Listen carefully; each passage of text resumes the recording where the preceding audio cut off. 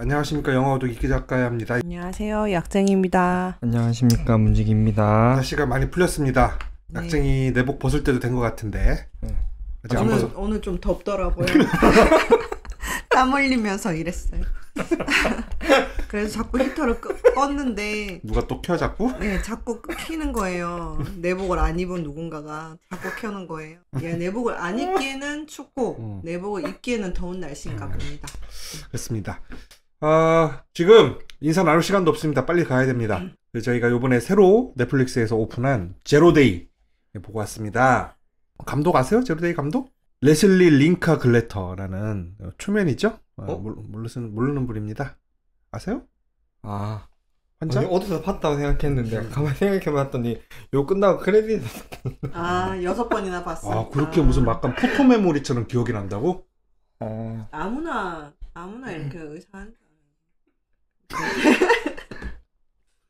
내 맨날 다리 와서 보면 이쪽 다리였나요? 저쪽 다리였나요? 하는데 오늘도 반대쪽 다리 주무르고 있던데 30분 동안? 그렇구나.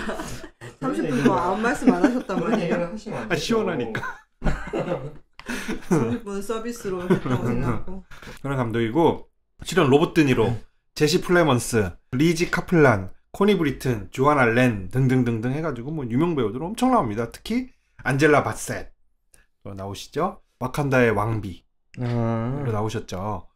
운동을 엄청 열심히 해서 몸이 근육질인 걸로 유명한데 젊었을 때 이분 20대 때 그 운동 비디오 같은 거 찍은 거 무슨 에어로빅 비디오 이런 거 많이 찍었잖아요. 그때 80년대 90년대 때 예.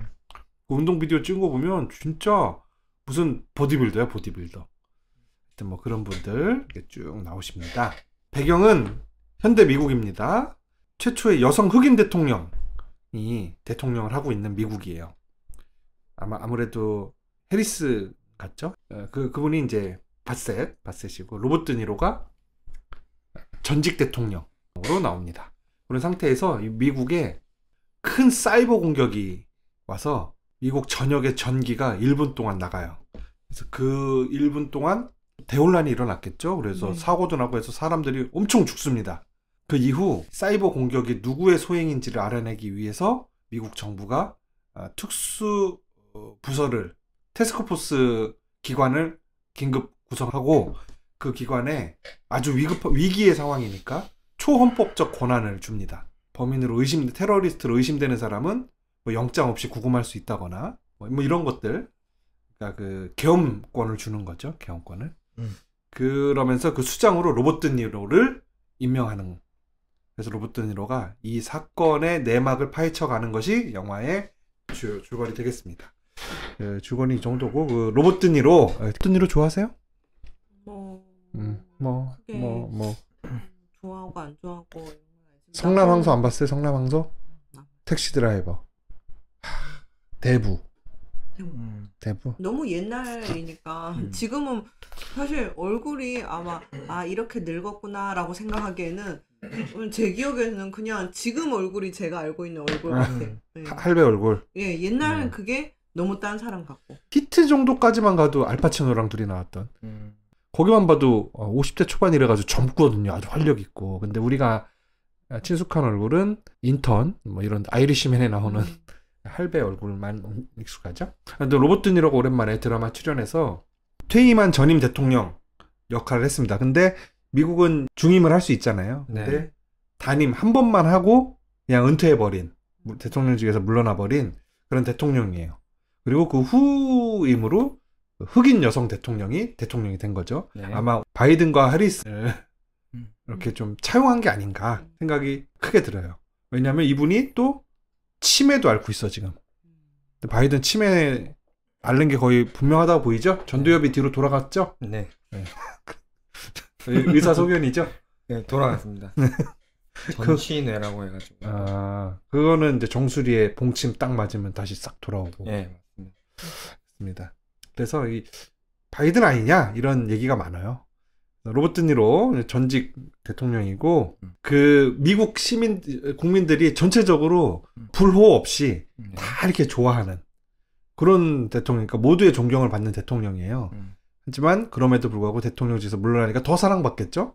퇴임 후에 이렇게 조용히 뉴욕의 외곽에서 살고 있는데 나라에 이런 큰일이 벌어지니까 현직 대통령이 이 초헌법적 기구를 만들어야겠다고 이 막강한 권력을 자기가 직접 휘두르면 좀 안 되잖아요. 가뜩이나 권력자인데. 그래서 이 막강한 권력을 누가 균형 있게 쓸 수 있을 것인가를 고민하다가 모두에게 전 국민에게 존경받는 이 전임 대통령인 로버트 드니로에게 찾아와서 그 일을 맡기죠. 그래서 로버트 드니로는 고민하다가 그 일을 수락하고 이 사건의 진상을 파헤칩니다. 그 다음에 이 로버트 드니로 조지 멀린 대통령의 딸 알렉산드라 멀린이 있어요. 아버지의 후광을 입었는지 어쨌는지 국회의원입니다. 젊죠. 정부의 국회의원인데 딸은 아버지의 후광이 싫은지 뭔지 자주 연락하는 사이는 아닌가 봐. 그런데 이 딸이 멀린이 운영하는 그 조직을 뭐라 그러죠? 계엄사.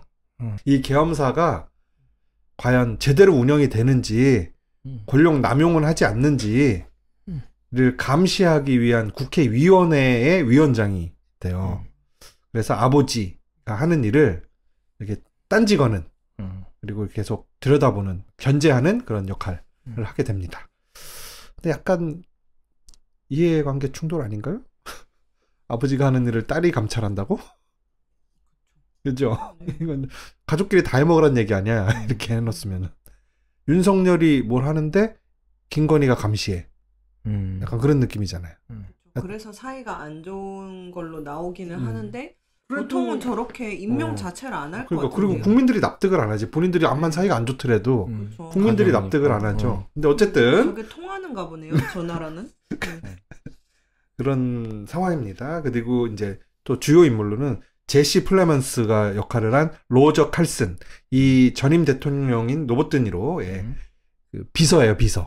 대통령 재직 시절부터 아주 총애받는 비서. 퇴임 이후에도 아주 최측근으로 일을 하고 로버트 드니로가 계엄사에 들어가게 되면서 제시 플린도 같이 들어가서 이제 보좌하게 되죠. 근데 이 제시 플레먼스가 나시 이거요? 많이 나오잖아요. 많이 나왔죠. 근데 살을 쪽 빼고 났어요, 이번에. 그래서 못 우선 봤는데 누구지? 할 수 있을 거거든요. 살을 쪽 빼니까 너무 멋있어졌어. 예전에는 약간 짭데이먼이라는 별명으로 불렸거든요. 맷 데이먼의 약간 조금 닮았는데 조금 뚱뚱하니까 좀 살짝 살이 있었으니까. 그러면서 약간 맷 데이먼하고 잭 블랙하고 섞어놓은 것 같은 약간 그런 느낌이었는데 지금 살을 이렇게 멀끔하게 빼고 양복 입고 워싱턴 정계에 있는 사람처럼 양복 입고 나오니까 그러니까 너무 멀끔한 거 사람이. 왜 키가 177밖에 안 된대. 근데 왜 이렇게 키가 커 보여? 나 키 나만한 건데 키도 훨씬 커 보이고. 아무튼 그래서 이분 평상시에 맡고 있던 역할과는 좀 다른, 좀 수동적이거나 아니면 좀 찌질하거나 아니면 악역이거나 좀 이런 역할 많이 맡았는데 여기서는 굉장히 엘리트의 면모를 보여주는 그런 역할로 출연합니다. 그리고 뭐 이런저런 사람들 나오고 뭐 그 구구 방송 뭐 예를 들면 그 전환길 같은 구구 유튜브 방송 하시는 어떤 이런 캐릭터도 있고. 그래서 이 로버트 드니로의 수사를 굉장히 비판해요. 왜냐면 처음부터 애초에 반대 진영인 구구 이 유튜버기 때문에 옛날부터 싫어했어.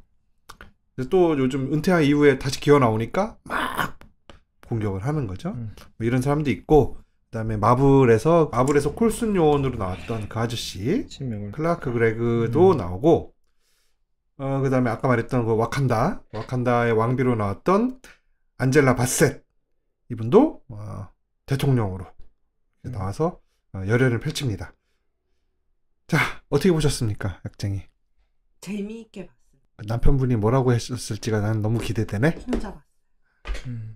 저도 빨래개면서 쭉 봤는데 쭉 빨려 들어가서 쭉 이렇게 봤는데 조금 심심한 그런 느낌. 빨래개면서 보니까 그렇죠. 정신을 좀 차리십시오, 좀. 아니 뭐 우리가 처한 상황이랑 뭐 어디를 뭐 다 비슷하겠지만 이런 정치적인 문제라던가 또 유튜버들 선동하는 유튜버들이라던가 언론의 행태라던가 요런 것들이 생각해볼 만한 그런 걸 던져주는데 저 지난번에 우리 뭐였었죠? 지난번 영화? 와, 진짜 없었던 일처럼 기억 안 난다. 네. 무슨 영화인지는 기억나는데 그 게임하던 거. 그럼 너는 기억이 맞아, 나네. 맞아, 당연히. 나는 그거 들어도 기억 안 나네. 응. 게임하던 걸 했어 우리가? 그것도 그거 그렇. 사람 바뀌는 거 게임. 맞아. 수업 바뀌는 거. 왓츠 인사이드. 네. 그것도 그랬고 이것도 그랬고 하여튼 뭔가 좀 부족한 그런 느낌이 2% 부족하다. 네네. 계속 부족하다 그래. 내 아는 네가 왜 2% 부족한지 난 알 것 같아. 어떤 알 것 같습니다. 일단 여성 대통령이 게 마음에 안 드는 거야. 흑인이고. 흑인이고. 어디 또 하나? 근데 또 그런 것도 있어요. 그 여성 대통령이고 흑인인데 뭔가 끝까지 약간 이렇게 무력해 보이는 것도 있어요. 그래서 나는 자꾸 힐러리가 떠오르더라고. 그래서 이게 저 까만 여자 흑인이 했지만 와 진짜 이거 잘라내면 깜쪽 같죠? 흑인이 했지만 그 머리 스타일이나 아니면 그 어떤 그 좀 약간 나이브한 아니 나이브? 하여튼 그 음흉하거나 아니면 좀 무기력하거나 이런 느낌이 힐러리 클린턴 같아. 약간 요즘에 보면은 PC 때문인지 약간 할당제처럼 흑인과 여성과 이런 배역을 막 주잖아요. 그래서 언젠가부터 우리나라도 그렇고 고위층, 그러니까 대통령이라든지 막 뭔가 이렇게 최고 권력자에 가까운 장관이라든지 요런 역할을 여자가 가지고 있고 주인공은 아니에요. 꼭 넣어놔. 배치를 해놓지. 주인공은 아닌데 그래도 중요한 위치에 있는 높은 사람을 여자 배역을 준다든지. 쩌리로 넣어놓는 거지. 쩌리로. 네. 근데 그 혐의를 벗기 위해서 남성주의적이라고. 네. 그래서 막 이제 외국도 마찬가지잖아요. 흑인이고 뭐 흑인이 하거나 아니면 저 아시안 한 명씩 껴있고. 네. 그랬는데 여기도 뭐 아니나 다를까 대통령 제일 높은 사람이 여성이면서 흑인이고 근데 나머지는 다 백인이야. 결국에 활약하는 거는 다 백인. 백인 남성이잖아요. 마지막 이제 끝까지 활약하는 거는 그럼 이게 그러니까 뭐 그게 부족하다기보다는 약간 이게 PC의 진짜 PC인가 이런 생각이 드는 거죠. 그냥 PC를 이렇게 중시 여기는 것처럼 보이지만 결국에는 아니잖아요.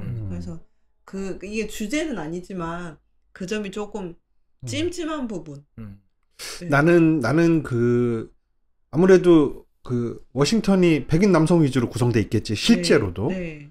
실제로도 그렇게 돼 있을 것 같고 그렇기 때문에 실제로 주변에 그냥 백인 남성 인물을 잘 많이 배치해 놓은 것 같고 또 나는 그 오바마와 해리슨 두 실존 인물들을 영화에 갖다 대입해서 쓰려다 보니까 대통령은 해리슨 흑인 여자 배우 쓰고 전임 대통령은 바이든 해서 캐릭터를 그렇게 만들어 놓고서 이제 시나리오를 쓰고 만들었다 보니까 백인 남자 주인공 뭐 이렇게 된 거는 같은데 그냥 된 건 같은데 근데 말한 대로 주요 인물들 중에 흑인이 없죠. 그 해리슨을 상정하지 않았다면 꼭 그 흑인 여성 대통령이 아니었어도 될 것 같아. 그렇죠.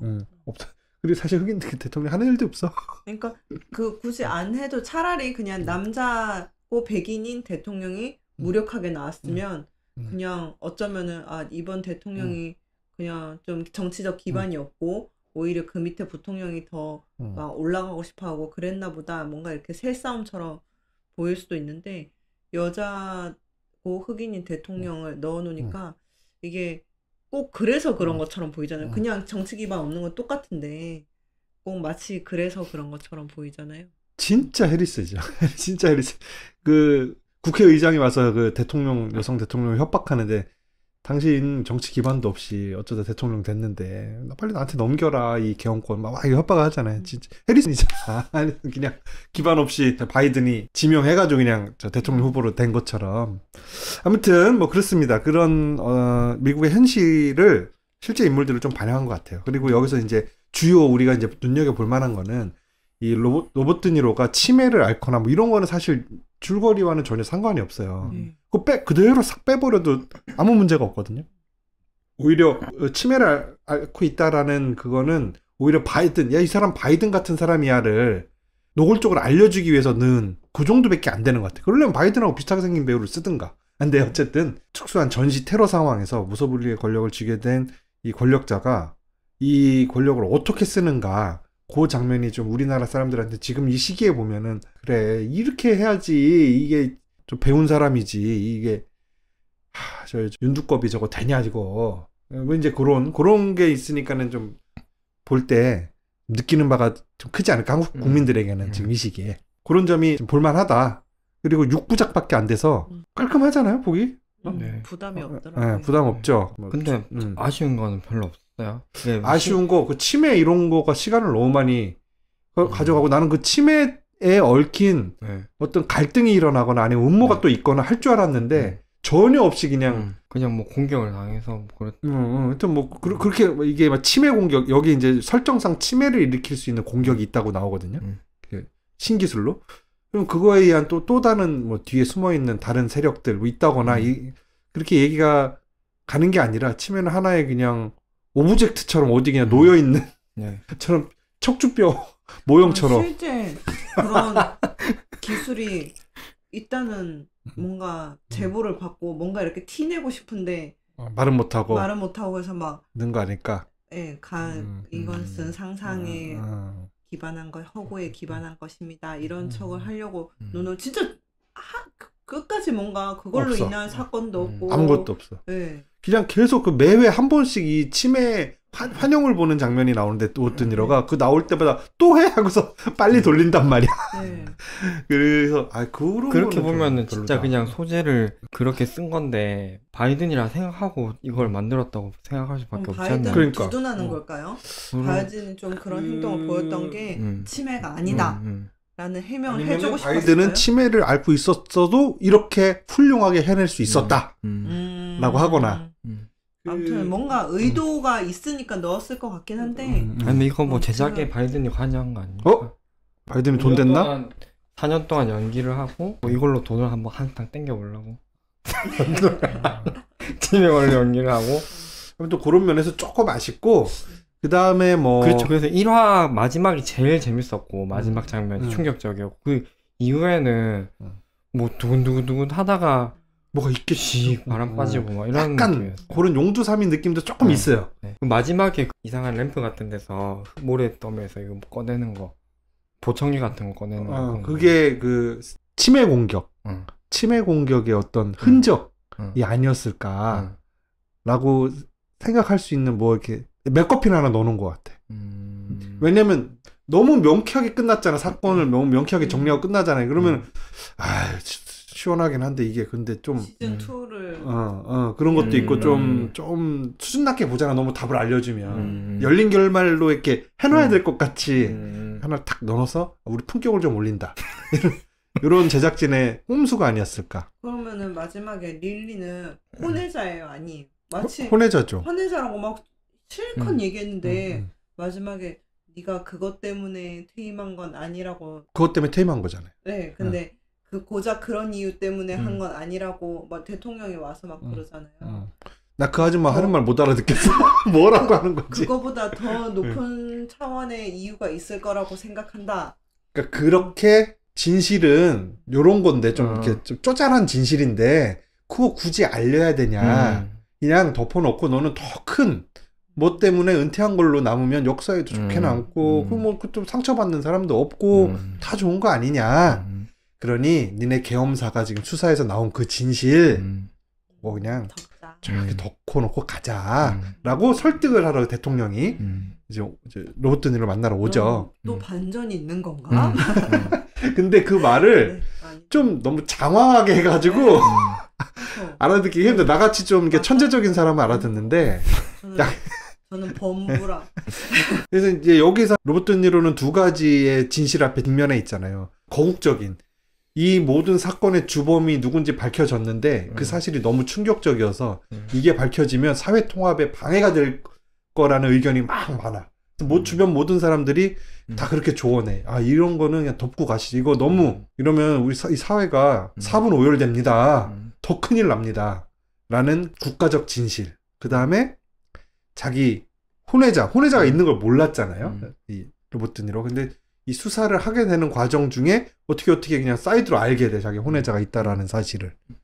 그럼 그 혼외자에게 아직 생모가 아버지가 누군지 안 알렸대. 모른 채로 나는 그냥 자기만 모르고 다 알고 있어. 심지어 자기 와이프도 알고 있고. 와이프는 눈치로 안 가니까 눈치로. 아니 그 불러가지고 아는 눈치 정도가 아니라 너랑 나 사이에는 너는 나한테 빚이 있잖아 그런 대목이 있거든요. 아 그거는 그거 말한 것 같아요. 너 옛날 우리 남편이랑 붙어 먹었잖아. 내가 그거 용서해 줬잖아. 아니요 그 자식도 알고 있던데요. 네. 자식? 처음부터 나왔어요. 아니 처음에 자식 있다는 얘기를 해버리면 어떻게 스포일러지 거기서 그러면. 뒤에 나서 짠 등장하는 건데. 아니 어디 한번 아무튼 제일 마지막이 아니라 그 전에 이 애 아빠가 이거 다 알고 있다는 게 나와. 여기 지금 벌써 4분 5일 되고 있죠. 이 진실 앞에서. 그러면 진실이 필요한 게 아니고 진실이 중요한 건 아니죠. 그렇습니까? 그럼 들으시는 분들께서 이 로버트 드니로의 와이프 영부인 전 영부인은 로버트 드니로가 혼외자가 있다라는 사실을 이미 알고 있었다. 옛날부터. 로버트 드니로 자체도 모르는데 이 부인은 알고 있었다. 외도를 한 건 알아요. 그건 알아서 알고 있었는데 덮고 넘어갔어. 왜? 그걸 얘기했을 때 닥칠 수 있는 정치적 위기나 이런 게 너무 크니까 파장이. 개인적인 일로 이 사람 큰일 좋은 일 해야 되는 사람인데 이 개인적인 일로 너무 큰 파장이 되니까 덮고 넘어갔단 말이야. 와이프는. 근데 혼외자까지 알았냐? 댓글로 달아주세요. 저는 여러분. 알았다고 봅니다. 왜냐면 그런 대목 있어요. 왜 이 일을 저한테 그러니까 다시 비서하라고 막 그러잖아요. 비서실장 하라고 보내잖아요. 그래서 왜 저한테 저 같은 사람 안 보내야 되는 거 아니냐 이렇게 얘기하니까 그렇기 때문에 너를 제일 믿고 보낼 수 있는 거다. 이 지금 상황에서 이 사람을 배신하지 않을 유일한 존재다 이랬잖아요.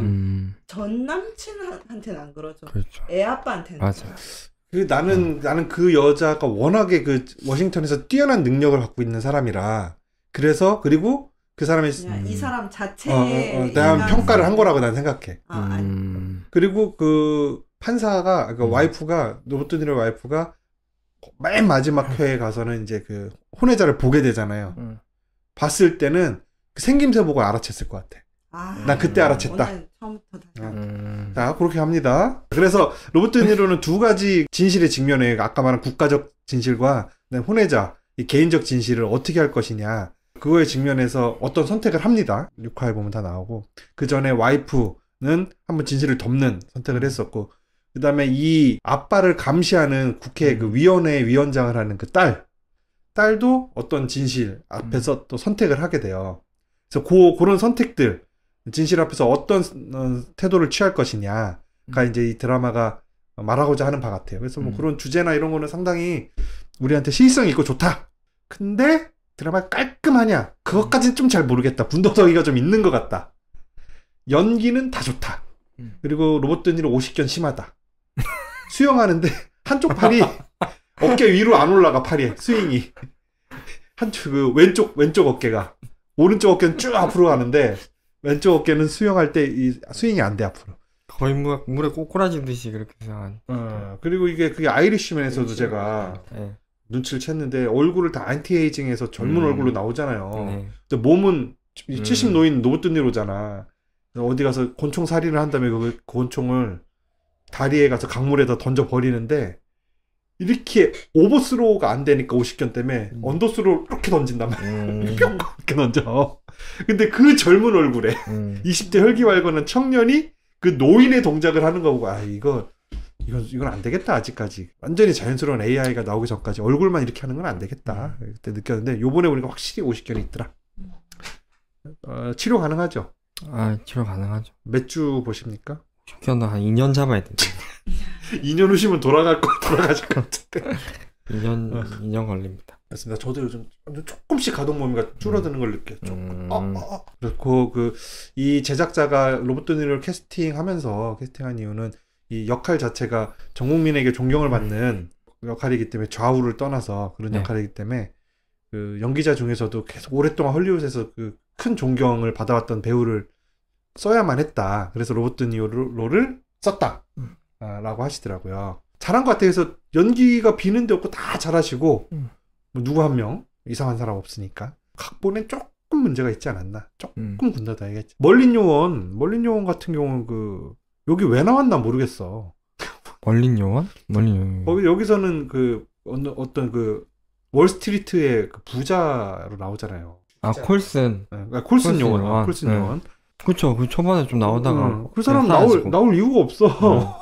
안 나와도 돼. 음. 그 다음에 그 IT계의 거물, 정부의 음. 모든 곳을 다 해킹할 수 있는 능력을 가질 만한 이 AI 재벌로 어떤 여성 CEO가 나오는데 그분도 너무 좀 단발적으로 팍 나오고 끝나고. 단편적으로만 나오고 그냥 끝나서 이야기가 굉장히 이 로봇드니로 쪽에만 집중돼 있어 그 주변 인물들이 다 납작해져 있어요. 그래서 그거는 좀 아쉬움이 있다. 근데 6회로 하기 위해서 어쩔 수 없었다? 뭐 인정. 주변 인물들 입체적으로 하고 막 12회 갔다 그럼 난 안 봤어. 이렇게 해서 시즌 2에서 또 다른 인물들 조명하면서 또 한편 그때 하면서 이렇게 다른 인물들 나오는 거 만들어 주면 되겠죠. 안 나올 것 같아. 그래서 몇 점 정도 줄 수 있겠습니까? 3점. 저도 한 그 정도. 네. 재미는 있었는데 뭐 재미는 이 과정 이 뒤 이제 뭔가 이렇게 정치적인 음모 뭐 요런 거는 재밌는데 이 실제 그 기술에 대한 설명이 좀 자세히 막 우리를 설득할 만큼 자세히 설명되지 않으니까 이 기술 자체가 사실 허구고 실제로 가능한지도 모르겠지만 이게 너무 말이 되나? 그리고 이게 머릿속으로 아직 이해가 안 된 상태에서 지나가 버려서 그게 이제 100% 이해가 잘 안 되니까요. 여기 이과들은 다 이해했어요. 아, 저 문과라는 거. 그래서 그게 조금 그랬고 뭐 근데 그거를 보여주려고 그건 그냥 그것도 수단이었던 것 같아요. 감독한테는 치매 관련된 것도 수단, 가이드님을 네. 암시하기 위한 수단. 네, 그냥 이건 다 수단이고 결국 하고 싶었던 거는 이런 모든 것들이 사실은 다 뒤에는 음모라든지 이런 여러 가지 소란들 있잖아요. 우리가 생각할 때 여러 가지 소란들이 알고 보면 더 뒤에서 더 위에서 조작한 걸 수도 있다. 이런 얘기를 하고 싶어서 한 것 같은데 그 내용들이 이제 명쾌하게 설명은 안 되어 있으니까 그 점이 약간 그랬던 것 같아요. 그렇습니다. 로봇드니로 이런 사람 출마 한번 찍어줍니까? 우리나라 대통령으로? 당 볼 것 같은데요, 저는. 당보? 당보가 뭐야? 당을 본다고요. 어디서 출마했나? 네네네. 그렇죠. 그거 안 볼 수 없죠. 네. 엄청 좋은 사람인데 국민의힘으로 나왔다. 찍을 거예요? 찍죠. 네. 못 찍죠. 아니 사람으로 태어나서 어떻게 국힘을 합니까? 근데 거기서만 후보 시켜주겠대요. 그 사람 입장에서는. 만약에 저 사람이 나 민주당 당원 아닌데 민주당 경선에 나왔어. 그럼 찍어줍니까? 네. 예를 들어서 이제 민주당 경선에 떨어졌어요. 그래서 국민의힘에서 왜 사람을 너덜너덜하게 만들어. 훌륭한 사람을. 네, 훌륭한데 막 그런 거죠. 민주당이 예를 들어서 민주당에 훌륭한 사람 한 5명 있는 거예요. 5명 다 지금 대통령 할 수가 없잖아요. 그러면 순서를 4년 5년이죠. 5년 기다려야 돼. 4년 중임으로 개헌하려고? 그런데 개헌론자네. 그랬는데 이 사람이 되면 너무 잘할 것 같긴 한데 이 사람이 이번에는 기회가 없는데 국민의힘에는 아무리 봐도 후보가 없는 거예요. 그래서 이 놈들이 될 사람 어쨌든 간에 빨리 섭외를 해야 되니까 로버트 드니로한테 막 작업해서 우리 후보 시켜줄게. 너 대기만 하면 네가 하고 싶어 하는 거 다 해봐. 막 이렇게 꼬셔가지고 이 사람이 안철수처럼 귀가 이렇게 펄렁해가지고 나간 거예요. 그러면은 뽑아줄까? 아니 안 뽑는다. 몇 번 얘기합니까? 못 뽑을 것 같은데요. 저는. 네. 사람으로 태어나서 국힘으로 죄송합니다 국힘 여러분. 아무튼 그래서 볼만하고 이 로버트니로의 연기 뭐 이런 거 보는 것도 뭐 물론 좋은데 저는 가장 인상 깊었던 거는 제시 플레먼스 평상시 보였던 모습과 살 쪽 빼고 나와서 너무 다른 스마트한 모습. 이 사람도 사실 의미 없이 있다 가버려. 생각보다 비중이 적죠. 그래도 뭐 4회인가까지 나왔다가 이제 저기 퇴장하니까. 근데 그 사람 스토리에도 약간 서스펜스 같은 게 또 있잖아요. 분명히 못된 짓 할 거라 생각했는데 아니었고 막 이런 왜 더 못된 짓을 했잖아요. 더 못된 짓을 용서받을 수 없는 짓을 하죠. 그래서 뭐가 있겠지 했는데 이 사람의 어떤 퇴장과 엮인 그 퇴장과 엮인 음모가 뭐 이렇게 스토리에 더 드러나야 되는데 그냥 이 사람도 퇴장하고 이 사람을 퇴장시킨 그 재벌도 같이 그냥 퇴장해버리고 그냥 없던 일인가 하면서 끝나가지고 좀 아쉽긴 하죠.